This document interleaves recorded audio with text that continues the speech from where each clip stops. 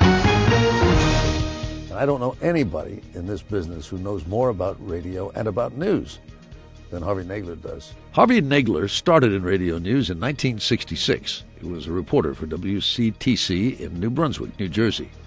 That would turn out to be his last job on the air. After a stint at ABC Radio, he joined the RKO radio network where he directed news operations. He was right by my side, and he taught me so much about live broadcasting. He was a producer that was right there at your elbow and giving you cues and handing you cards and making sure you were hitting your posts. Harvey came to CBS in 1987 and made a name for himself at the network's New York affiliate, WCBS News Radio 88.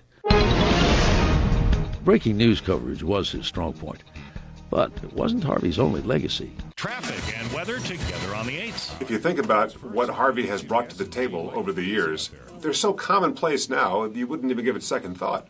But at the time it was groundbreaking, the idea of having traffic at a fixed time every time so people knew when it was going to be on. All right, we go to the roads first here at WCBS. Then in 1997, Harvey made the jump to the CBS radio network. Harvey through and through is a station guy, and that's why we brought him to the network. He knew what stations wanted, he knew how to give them what they needed, and it's really great day to day in just dealing with the affiliates. He's everything you want in a professional and a friend. Working for Harvey is like batting for the Yankees.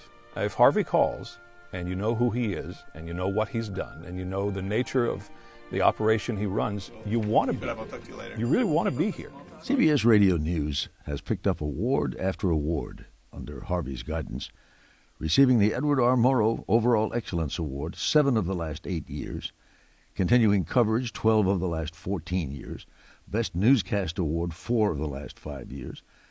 Harvey Nagler has been twice chosen News Executive of the Year and was the recipient of the RTDNF First Amendment Award in 2010.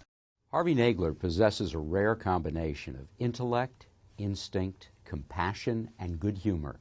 He is one of the very few executives in the history of broadcast journalism who is universally loved, respected, and admired. Those of us who have had the great good fortune to call him boss, colleague, and friend cherish our relationships with him. Harvey has applied all of these wonderful attributes to radio, to journalism, and to freedom of the press, and he has accomplished something that very few people ever achieve. He has made a difference to listeners, to broadcasters, to the industry. If the measure of a man's worth can be judged by the number of lives his life has touched, then Harvey Nagler is the richest guy in town. Congratulations, Harv. Well, hi, everybody. I just want to take a moment here to say that among those at CBS News, the feeling is never has anyone been so deserving of this award. I think I can say with some certainty that I can never remember when so many people at CBS News have been so proud and so pleased to see someone from our ranks singled out for such a high honor.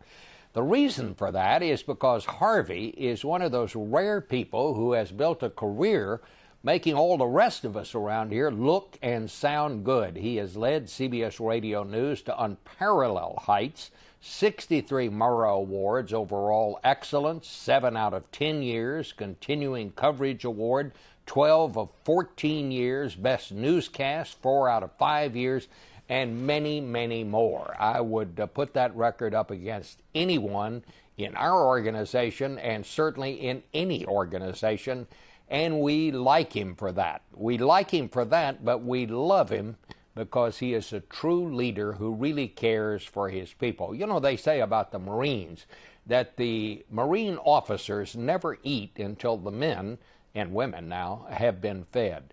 That is Harvey's approach to leadership. When Cammie McCormick was seriously wounded in Afghanistan, you did not have to ask where Harvey was. He was on the first plane headed to the war zone, and he stayed there until she was ready to come home, and he saw to it that she got the very best help she could get. That is just the way Harvey is, and as far as I know, he hasn't been in the Marines, but he has always been, to all of us in one way or another, a true friend who put our well-being really ahead of his. So, Harvey, we appreciate your professional skill, but most of all, we thank you for being the kind of person you are and for setting the example that you set for each and every one of us here daily. Good luck and congratulations, Harvey.